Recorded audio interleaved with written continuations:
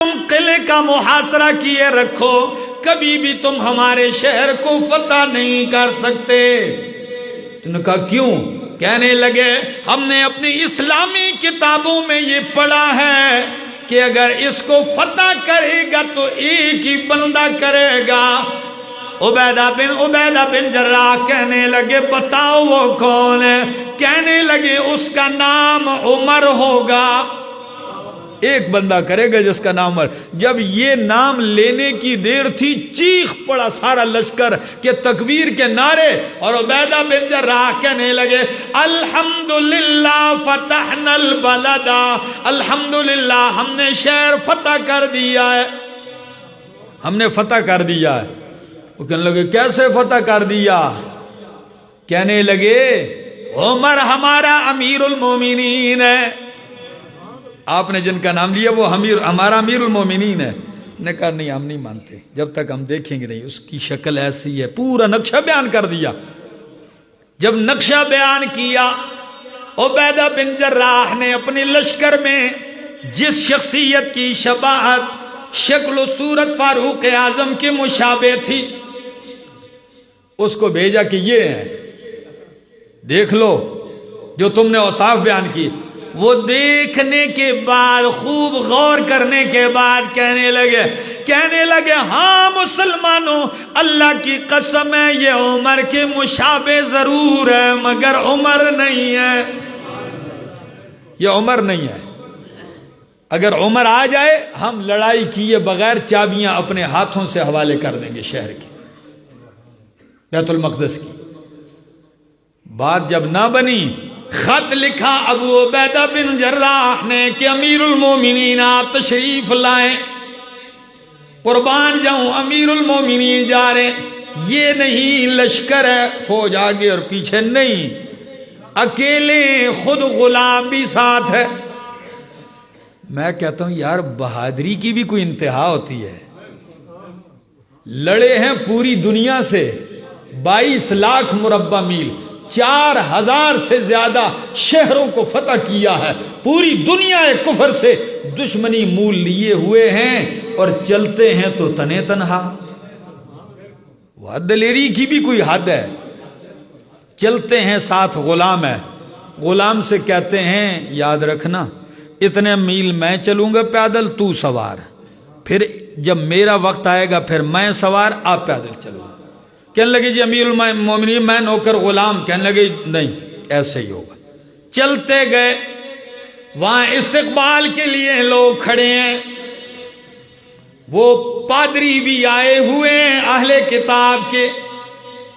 فاروق اعظم اللہ کی شان، جب جگہ قریب آ گئی تو نمبر غلام کا آ گیا سوار ہونے کا۔ غلام کہنے لگا امیر المومنین دیکھیے سامنے لوگ بھی نظر آ رہے ہیں، اب تو آپ بیٹھ جائیں میں پیدل جاؤں۔ کہنے لگے نہیں، وعدے پر پابند رہیں گے، وعدے پر پابند۔ غلام اوپر ہے، فاروق اعظم مہار پکڑے آگے جا رہے ہیں۔ جو ہی مسلمان دیکھتے ہیں چیختے ہیں جا عمر جا امیر المومنین، عمر آ گئے، عمر آ گئے۔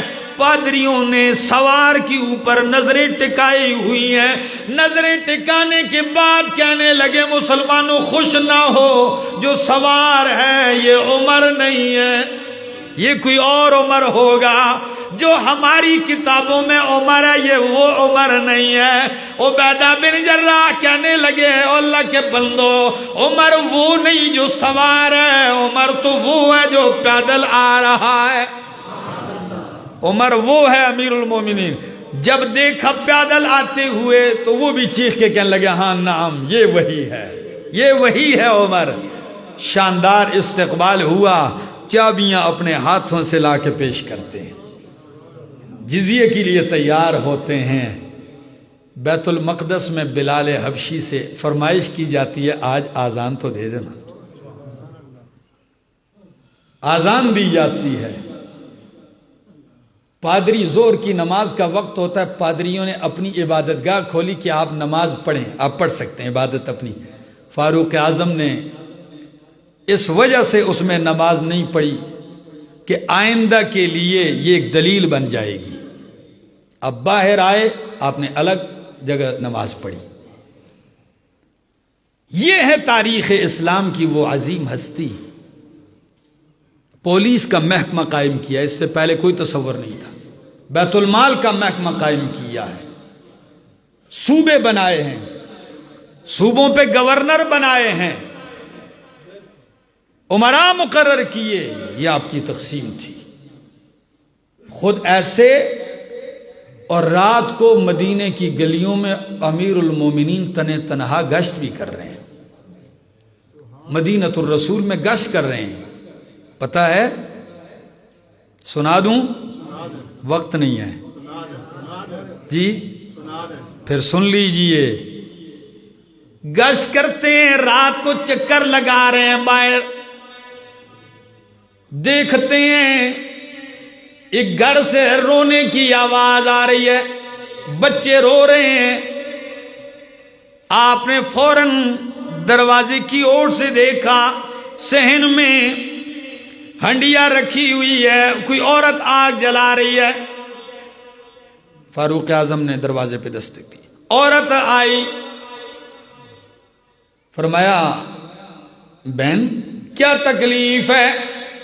کہنے لگی میرے معصوم بچے ہیں، کھانے کو کچھ نہیں، پینے کو کچھ نہیں، یہ بھوک کی وجہ سے بلبلا کے رو رہے ہیں۔ فرمایا بہن تو پھر آپ نے چولہے پہ کیا رکھا ہوا ہے؟ کہنے لگی او اللہ کے بندے، چولہے پر جو آگ جل رہی ہے یہ صرف پانی ہے، بچوں کو دلاسا دینے کے لیے کہ آپ چپ کر جائیں، کوئی چیز پک رہی ہے، پکنے کے لیے کچھ نہیں، صرف پانی ابل رہا ہے۔ یہ تو بچوں کو حوصلہ دینے کے لیے۔ اور پتہ ہے کیا جملہ کہا؟ کہنے لگی اللہ بیننا و بین عمر، اللہ ہمارے اور عمر کے درمیان فیصلہ کرے گا کل قیامت کے دن۔ اللہ بیننا و بین عمر، جب یہ جملہ کہا فاروق اعظم کہنے لگے او بہن آپ کو عمر بیچارے کو آپ کی تکلیف کا کیا پتہ ہے؟ تو پتہ کیا کہنے لگی عورت؟ کہنے لگی یتولا امرنا ویغفل عنا، حاکم ہمارا بنتا ہے اور ہماری تکلیفوں سے بے خبر رہتا ہے، خلیفہ بنتا ہے اور ہماری ضروریات سے بے خبر ہے۔ فاروق اعظم نے کہا ٹھہر جاؤ، نکلتے ہیں، فوراً بیت المال کے چوکیدار کو جگایا، خادم اسلم نام ہے، اٹھیے، سامان تیار کیا، خوراک، گندم، گھی، آٹا، کچھ چیزیں ایسی تیار کی اور اٹھانے لگے۔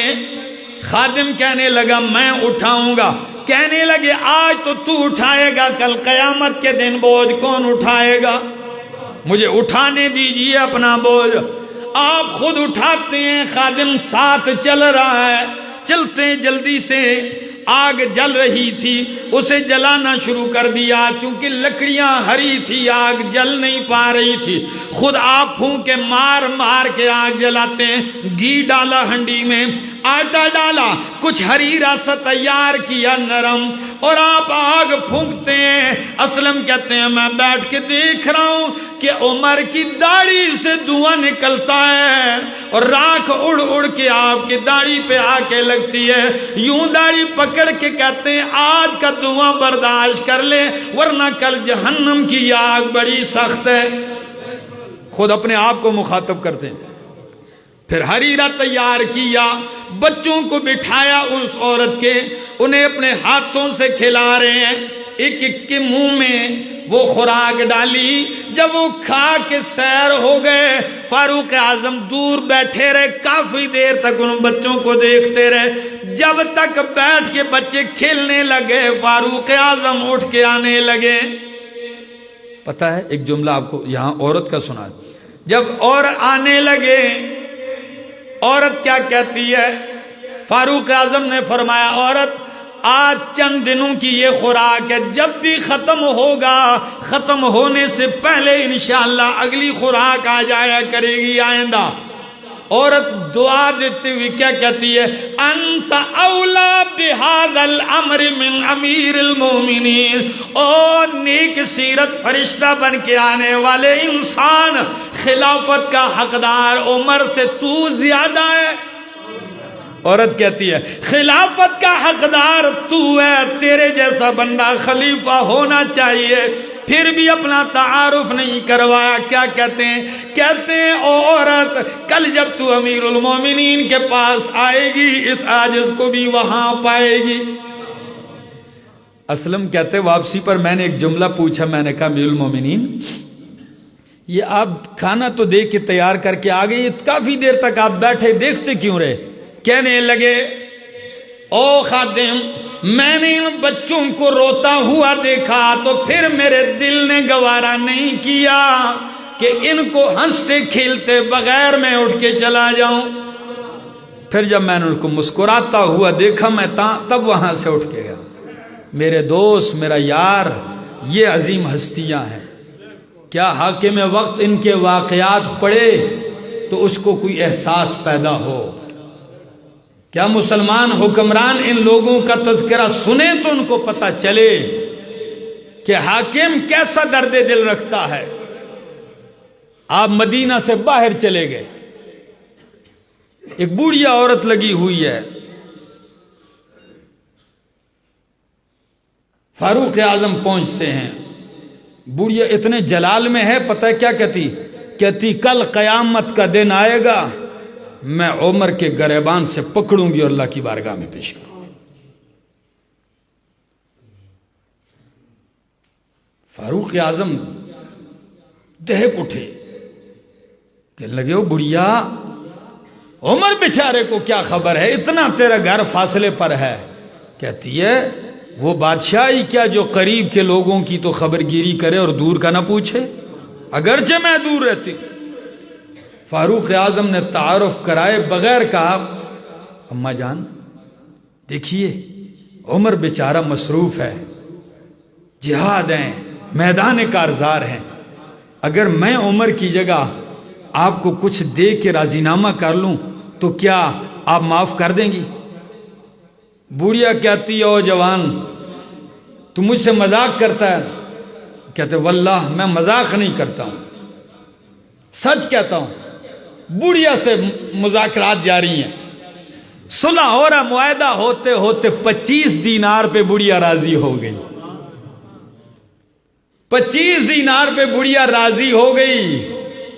امیر المومنین نے 25 دینار اس کو دیے، گفتگو جیسے ہی 25 دینار دیے کہا اماں وعدہ کر کہ میں نے عمر کو معاف کر دیا، کر اللہ کی بارگاہ میں شرمندہ تو نہیں کرے گی نا، کل تو گریبان نہیں تھامے گی میرا، سچ بتا۔ عورت کہتی ہے میں نے معاف کر دیا، کہتے نہیں لکھ کر دو۔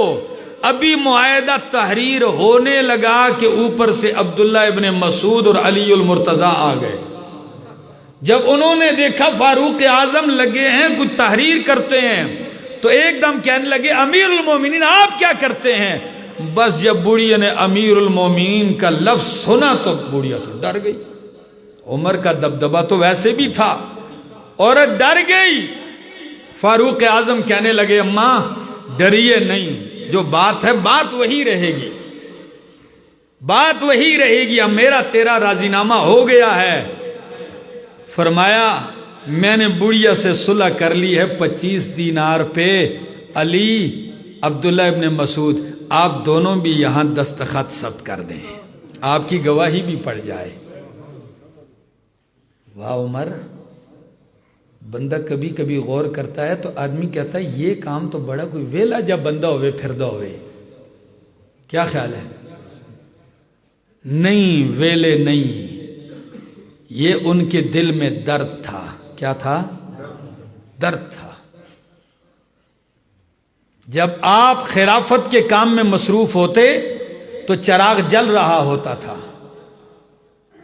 اور جب خلافت کا کام ختم کرتے تو اسے بند کر کے دوسرا چراغ لگا لیتے گھر کا۔ کسی نے کہا یہ کیا ہے؟ فرمایا میرے پاس اتنی طاقت نہیں کہ اپنا چراغ مستقل جلاؤں اور دوسرا بند اس لیے کر دیا ہے کہ جب تک کار خلافت میں مصروف ہوں گا تو خلافت کے پیسے لوں گا، نہیں تو نہیں لوں گا۔ جب میرا کام ختم تو خلافت کے پیسوں سے بلنے والا جلنے والا دیا بھی بجھا دیا۔ کیا میرا دوست کوئی ایسا بندہ ہے کہ میں سرکاری گاڑی استعمال کر رہا ہوں، میں سرکاری کوٹھی استعمال کر رہا ہوں، میں سرکاری پیٹرول لے رہا ہوں، میں سرکاری اخراجات لے رہا ہوں، کس بے دریغ طریقے سے ان کو اڑایا جاتا ہے؟ کیا ہے کسی میں یہ درد؟ کیا کسی کو یہ فکر ہے کہ میں نے کل پیش ہونا ہے؟ عمر اگر 25 دینار پہ بڑھیا سے راضی نامہ کرتے ہیں، خدا جانے میرے دور کے حاکموں، اس دور کے مسلمان حکمرانوں، کل میدان محشر میں آؤ گے، خدا جانے تمہاری گردنوں میں کتنے کتنے مظلوموں کا خون پڑا ہوگا، کتنے مظلوموں کا قتل کا فیصلہ ہوگا، کتنے یتیموں اور بیواؤں کا کہ آنسو ہوں گے۔ آج تو کوئی پوچھ نہیں سکتا، کل جواب دینا پڑے گا۔ ان ہستیوں کا تذکرہ اس لیے میں کرتا ہوں، انشاءاللہ وقت نے اجازت دی تو اگلے جمعے بھی جاری رکھوں گا، یہ موضوع انشاءاللہ جائے گا، اور انشاءاللہ اگلے جمعے کے بعد اگر زندگی نے وفا کی تو آپ کو تاریخ کی عظیم ہستی علی المرتضیٰ رضی اللہ تعالیٰ عنہ کی سیرت کا باب بھی کھولوں گا انشاءاللہ۔ آپ حیران رہیں گے کہ اللہ نے محمد عربی کو یار دیے تھے تو کتنے کمال والے دیے تھے۔ اللہ عمل کی توفیق عطا فرمائے۔